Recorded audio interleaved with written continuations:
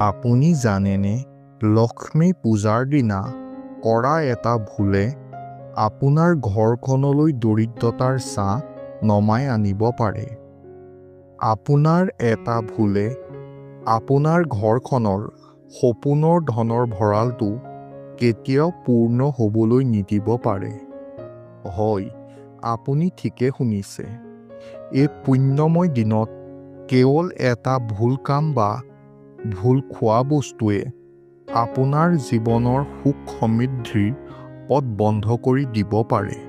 কোনটো সেই কাম, কোনটো সেই বস্তু, আজিৰ ভিডিঅ'ত আমি এই সকলোবোৰ জানিম।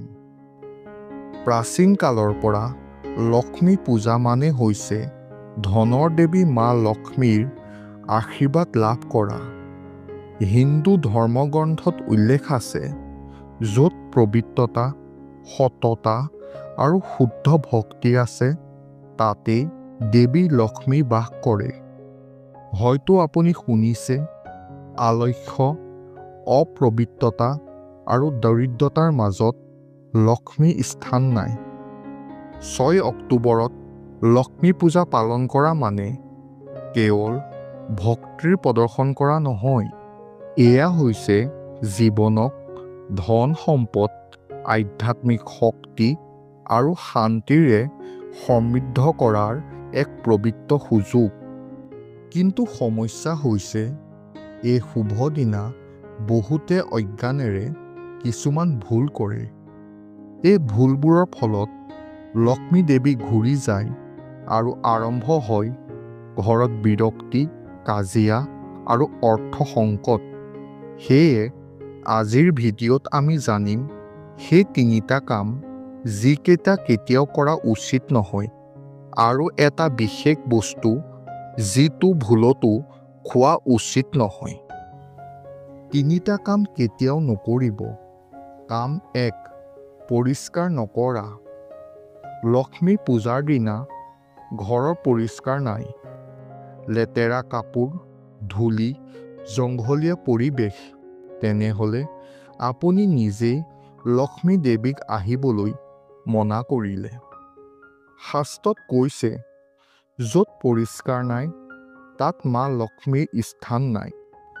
সেইকাৰণে পূজাৰ আগতে ঘৰৰ প্ৰতিটো কোণ চফা কৰা দৰকাৰ।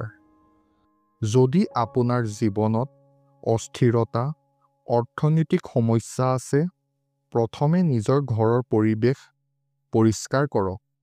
সঁচাকৈয়ে স্বচ্ছতা মানে হৈছে ধনৰ মন্দিৰ। কাম 2, মিছা কথা, কাজিয়া, অশুভ আচৰণ।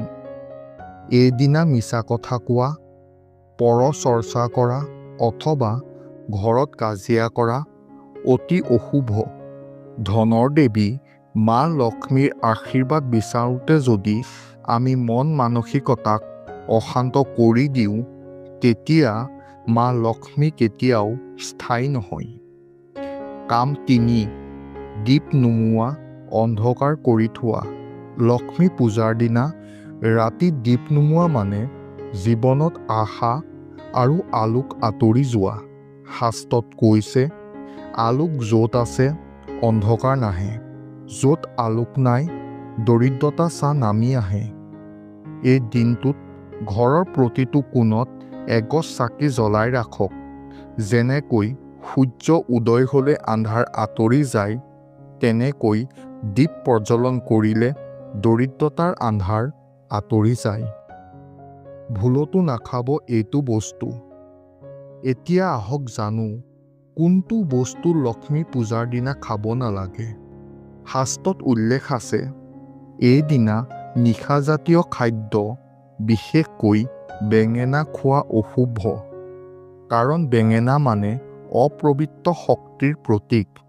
মানুহৰ বিশ্বাস, এইদিনা বেঙেনা খালে ঘৰত দৰিদ্ৰতা আহে। তাৰ সলনি শস্য, ফল-মূল, পায়স, মিঠাই এইবোৰ প্ৰসাদ হিচাপে গ্ৰহণ কৰক। ই আপোনাৰ স্বাস্থ্য আৰু সম্পদ দুয়োটাকে সুৰক্ষিত ৰাখিব। তেতিয়াহ'লে বন্ধুসকল, এতিয়া আপুনি জানিলে লক্ষ্মী পূজাৰ দিনা তিনিটা কাম কেতিয়াও কৰিব নালাগে আৰু এটা বিশেষ বস্তু ভুলতো খাব নালাগে। জীৱনত ধন, সম্পদ, শান্তি, আনন্দ বিচাৰিলে লক্ষ্মী পূজা দিনা এই নিয়মবোৰ মানি চলক। মনত ৰাখিব, লক্ষ্মী দেৱী কেৱল ঘৰত নহয়, মনতো বাস কৰে। পবিত্ৰতা, সততা আৰু আলোকেৰে যিয়ে জীৱন ভৰাই তুলিব, তাৰ ঘৰতেই হ'ব লক্ষ্মীৰ বাসস্থান। যদি এই ভিডিঅ'টোত নতুন তথ্য পালে আপোনাৰ বন্ধু সম্পৰ্কীয়ক শ্বেয়াৰ কৰক। কমেণ্টত লিখক, লক্ষ্মীৰ পূজা দিনা আপুনি কোনটো কাম সৰ্বপ্ৰথমে এৰাই চলিব। আৰু আমাৰ চেনেলৰ লগত জড়িত হৈ থাকক অধিক আধ্যাত্মিক আৰু গুপ্ত তথ্য জানিবলৈ।